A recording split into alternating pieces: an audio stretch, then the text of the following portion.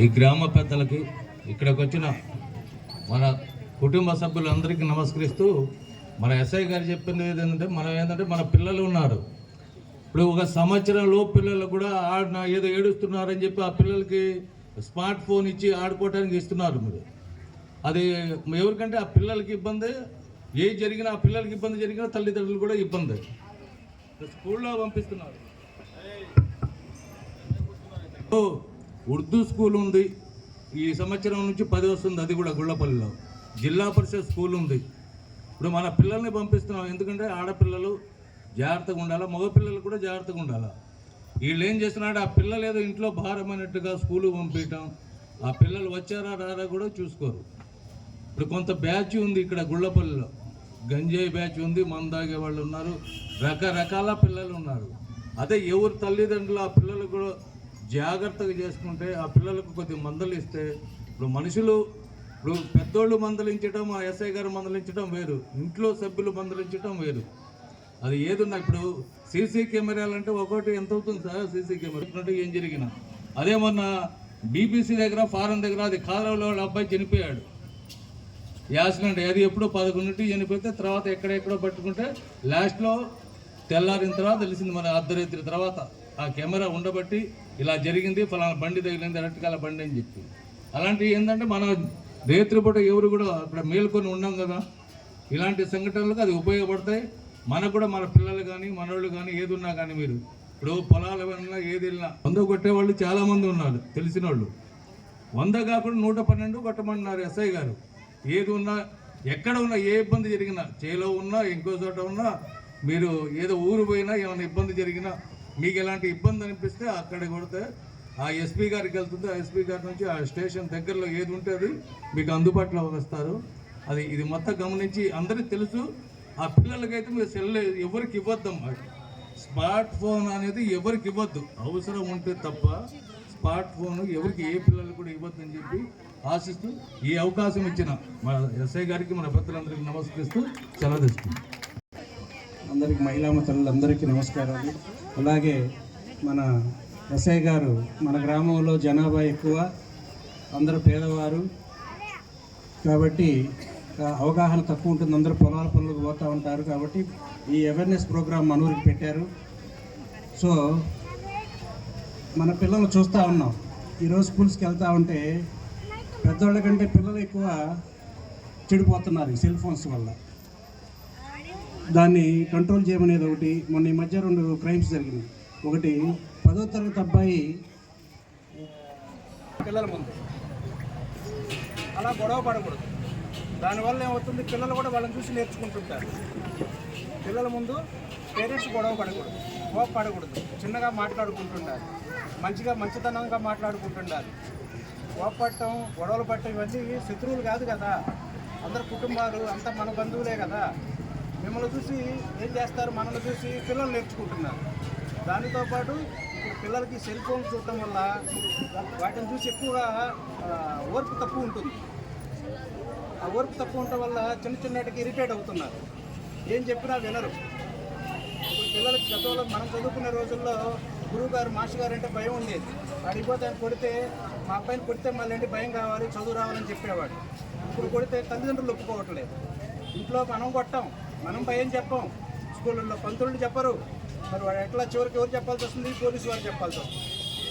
వాడు ఏదో చేసి స్టేషన్కి పోతే వాళ్ళు చెప్పాల్సి వస్తుంది.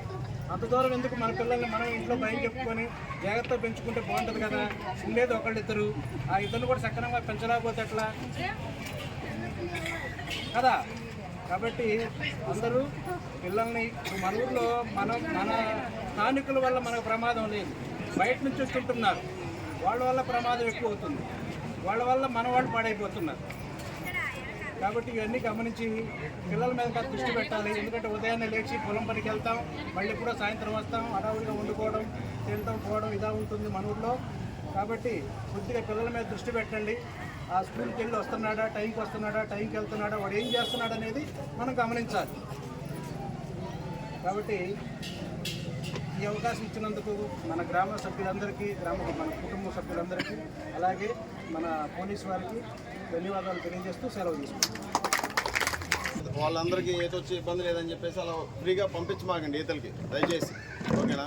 ఇప్పుడు యాక్చువల్గా లాస్ట్ టైం అక్టోబర్కి ఓకేనా దసరా సెలవులకి అని చెప్పేసి ముగ్గురు పిల్లల్ని తీసుకొని ఒక అతను వస్తాడు ఈ ఊరు గొల్లపల్లి, ఒక ఇద్దరు కొట్టుకొని వెళ్ళిపోయారు. అప్పుడు వాళ్ళకి అసలు ఈతే రాదు. వాళ్ళని చిన్న కాలువలే మోకాళ్ళలోతే ఉంటుంది అన్నారు, అటు పక్కన పెద్ద కాలువలో దిగారు. మరి ఎందుకు దిగారు ఏందనేది కూడా చూసుకోవాలి, ఓకేనా. అసలు పొరపాటును కూడా పెద్దవాళ్ళు లేకుండా సేఫ్టీ ప్రికాషన్స్ తీసుకోకుండా ఈతకు అనేది పంపించవద్దు, ఓకేనా. కాలువలు చాలా చాలా లోతుంటే చాలా స్పీడ్గా వెళ్తున్నాయి, ప్రవాహం ఎక్కువగా ఉంది, ఓకేనా. ఎంత ఈత వచ్చినోడైనా ఒక్కోసారి ఆ టైంలో ఎండ ప్రభావం వల్ల లేదా అలసిపోయో గబక్కన ప్రమాదం జరిగే ఛాన్సెస్ ఉన్నాయి, ఓకేనా. అందుకని కొంచెం గమనించుకుంటూ ఉండండి ఈతకు వెళ్తున్నారా లేదా ఎక్కడికి వెళ్తున్నారా అనేది. మళ్ళీ ఇంకోటి ఏంటంటే గాంజా కూడా ఎక్కువ తాగుతున్నారు, ఓకేనా. తాగే వాళ్ళ ఇన్ఫర్మేషన్ ఇందాక 112 నెంబర్ చెప్పాను కదా, ఆ నెంబర్ అయినా లేదా నా నెంబర్ అయినా లేదా పెద్ద మనుషులకు ఎవరికైనా మీ వాళ్ళకి తెలిసిన వాళ్ళు ఇదిగో మా పిల్లోడు తాగుతున్నాడు లేదా సోన్సో పిల్లోడు మా పిల్లోని తీసుకొని వెళ్ళి ఇచ్చేస్తున్నాడు అని మీకు ఎవరికైనా తెలుసుంటే కంపల్సరీ చెప్పండి. ఒకవేళ మాకు చెప్పడానికి ఇబ్బంది అయినా కానీ పెద్ద మనుషులకైనా చెప్పండి, ఓకేనా. లేదు మాకైనా డైరెక్ట్గా ఫోన్ చేసి అయినా చెప్పొచ్చు, ఇబ్బంది ఏం లేదు. మీ వివరాలు కూడా ఎవరికి మేమేం చెప్పాం, ఓకేనా. మీరు చేసింది ఎవరికి చెప్పాం పలానా వాళ్ళు చేశారని కూడా, ఓకేనా. అర్థమవుతుందా లేదా? కావాలంటే మనం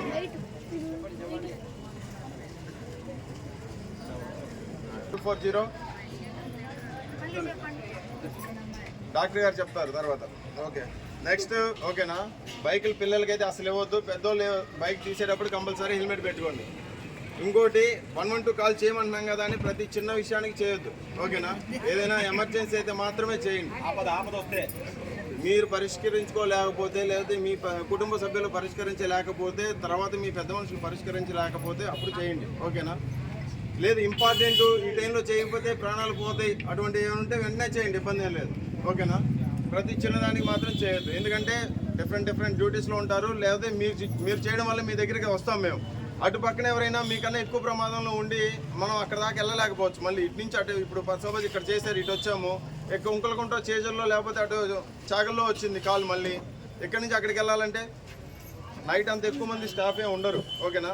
2-3 ఉంటారు, లేదంటే 4 ఉంటారు మహా అయితే. అలాంటప్పుడు ఇబ్బంది అవుతుంది. కాబట్టి దాన్ని గమనించుకొని ఇది మనం చేయదగ్గ విషయం కాదా అని చెప్పేసి దానికి మాత్రం చేయండి దయచేసి, ఓకేనా. Okay, thank you. అక్క అందరికీ నా నమస్కారాలమ్మా. ఈరోజు మన ఎస్ఐ గారు వచ్చిన కార్యక్రమం ఏంటంటే మన బాగోగుల కోసం, మన జాగ్రత్తల కోసం, మన పిల్లల భవిష్యత్తు కోసం జాగ్రత్తలు చెప్పడానికి వచ్చారు. ముఖ్యంగా మన అక్క చెల్లెలు తెల్లారుజామున 4 గంటలు లేచి పత్తికి మిరపకాయలు వెళ్తున్నారమ్మా. దేనికోసం అమ్మా? మీరు పడ్డ కష్టం మన పిల్లలు పడకూడదని.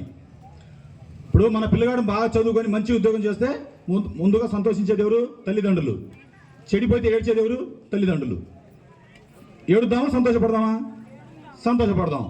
సంతోషపడాలంటే మనం ఇంట్లో కొన్ని జాగ్రత్తలు పాటించాలి. ముందుగా ఎవరు పాటించాలి? తల్లిదండ్రులు పాటించాలి. ఇందాక మన అప్పారావు గారు చెప్పినట్టు వాళ్ళ ముందు గొడవ పడకూడదు, చివాట్లు తినకూడదు. ఎందుకంటే చిన్న పిల్లల మనసు సున్నితంగా ఉంటుంది. మనం ఏది మాట్లాడతామో అదే గ్రహించి వాళ్ళు రేపు పెద్ద అయిన తర్వాత అదే మాట్లాడతారు. అరే మా అమ్మ మా నాన్న తిట్టింది, నేను తిట్టాలేమో మా నా భర్తని అనే భావనలో ఉంటారు. ముఖ్యంగా టీవీలు బంచేయండి. చదువుకున్న పిల్లలు ఇంట్లో ఉన్నప్పుడు కొన్ని సందర్భాల్లో టీవీలు బంచేయండి. ఎందుకంటే ఈ నాటికల వల్ల మన ఆడవాళ్ళు పిచ్చి వాళ్ళు అయిపోతున్నారు. నాటికలని. ఎందుకంటే ఈ నాటికల వల్ల పిల్లలు చదువుకుంటుంటే వాళ్ళకి పో నీ చదువు తర్వాత సంగతి ముందు నాటిక చూడాలంటున్నారు. ఏడైతే ముందు టీవీ పెడుతున్నారు. ఎందుకంటే మనం ఇంత కష్టపడి పిల్లల్ని పోషిస్తున్నాం, మన పిల్లలు బాగుండాలని. మనం కాయ కష్టం చేసి బతుకుతున్నాం, కానీ మన పిల్లలు ఆ కష్టం చేయకూడదనే కదా. తెల్లారి 4 గంటలకి చిమ్మ చీకుడు వెళ్ళిపోతున్నారు మీరు పత్తికి మిరపకాయలకి. జరగరాని అది జరిగిద్ది. అయినా మన పిల్లలు బాగుండాలని మీరు కష్టపడుతున్నారు. అదేవిధంగా ముఖ్యంగా ఆడపిల్లలు కొంచెం తల్లిదండ్రులు జాగ్రత్త పెట్టండి అమ్మా. ఎందుకంటే ఉదయాన్నే స్కూల్కి వెళ్తున్నారు, ఎన్ని గంటలకు మన ఇంటికి వస్తున్నారో ఆలోచించండి. ఈ మార్గ మధ్యంలో ఆకతాయిలు కొంతమంది ఉన్నారు. ఎందుకంటే మనం స్కూల్లో పేరెంట్స్ మీటింగ్, మన హై స్కూల్లో 500 మంది పిల్లలు ఉంటే 50 మంది వస్తున్నారు పేరెంట్స్ మీటింగ్కి. పాత డబ్బులు చెల్లవనేటప్పుడు తెల్లారి పాడిపోయి బ్యాంకుల దగ్గర గేట్లు గట్ట కొట్టాం. మన పిల్లలు చెడిపోతున్నాం అంటే ఎవరన్నా మాట్లా వస్తున్నావా? స్కూల్కి ఎందుకు పిలుస్తున్నారు? మన పిల్లలు ఎట్లా చదువుతున్నారు, ఏం చేస్తున్నారు అని చెప్పడానికి. ఒక్కరు రారు. మరి మన పిల్లలు ఏం చేస్తున్నారు మనం ఎట్లా తెలుస్తుంది? దయచేసి తల్లిదండ్రులు పిల్లల మీద శ్రద్ధ చూపించండి. ఎందుకంటే వాళ్ళు చెడిపోయితే ఏడ్చేది మనం. ఆరోగ్యమే మహాభాగ్యం అన్నారు. ఆరోగ్యాన్ని కాపాడుకోవాలి. ఎండాకాలం వచ్చిందంటే ఈ వడదెబ్బ తగిలిద్ది, ఎంతోమంది చనిపోతున్నారు. సార్ చెప్పినట్టు ఇప్పుడు నీళ్లు వదిలారు, కాలువలో ఈతకు వెళ్తున్నారు. ఇవన్నీ జాగ్రత్త చూసుకోవాలి. ఎప్పుడు డబ్బు డబ్బు అంటే డబ్బున్నా లేకపోయినా కొంచెం మన కొన్ని పద్ధతులు పాటిస్తే మనం బతకొచ్చు. కొన్ని లక్షల కోట్లు సంపాదిస్తాం, మన పిల్లలు ఆరోగ్యం బాగుండదు, ఏం చేస్తాం? సహకరించద్దు. ఏం చేస్తాం? హాస్పిటల్ పోవాలి. వాడు హాస్పిటల్ అంటే మనం గడవాలి. దయచేసి ముందుగా ఇంటికి ఇల్లాలు, ఇంటికి దీపం ఇంటికి ఇల్లాలు. మీరు తలుచుకుంటే ఏదైనా చేయొచ్చు. చెప్పట్టు హెల్మెట్ కంపల్సరీ తీసుకోండి అని చెప్పండి. ఎందుకంటే ఏదైనా జరిగితే మనకు ముందుకు పోయింది. పాతకాలం కాదు. మన తల్లి ఒక ఆడగుతురు, మన అక్క ఆడగుతురు, మన చెల్లి ఒక ఆడగుతురు, మన కట్టుకునే భార్య ఒక ఆడగుతురు, మన పుట్టిన బిడ్డ ఒక. ఇంతమంది ఆడవాళ్ళ మధ్యలో బతుకుతూ కూడా మనం కొన్ని తప్పుడు పనులు చేస్తున్నాం. దయచేసి మగవాళ్ళు కూడా గ్రహించాలి. ఎందుకంటే మనం ఒక పొరపాటు చేసేటప్పుడు వాళ్ళలో మన అక్కను, మన చెల్లిను, మన అమ్మను చూడాలి. దయచేసి మీరందరూ గ్రహించి సార్ చెప్పినట్టు ఏదైనా ఆపద వస్తే మాత్రం 112 ఫోన్ చేయండి అమ్మ. ఆకతాయిలు ఉంటారు కొంతమంది, కావాలని చేస్తారు అర్ధరాత్రి పూట. అట్లా చేయకూడదు. మళ్ళీ పైనుంచి వాళ్ళ ఫోన్ వస్తాయి, వాళ్ళు ఇబ్బంది పడతారు. దయచేసి ఈ అవకాశం ఇచ్చిన పెద్దలకు ధన్యవాదాలు తెలుసు. జాగ్రత్తగా ఉంటారని ఆశిస్తూ సెలవు తీసుకున్నాడు. ఈ మీటింగ్ని విని ఎస్ఐ గారికి బాగా సహకరిస్తారని, మీరందరూ ఒకళ్ళు 10 మందికి చెప్పి అందరినీ ఎంకరేజ్ చేస్తారని ఆశిస్తూ ఇంతటితోటి ఈ మీటింగ్ ముగిస్తున్నాను.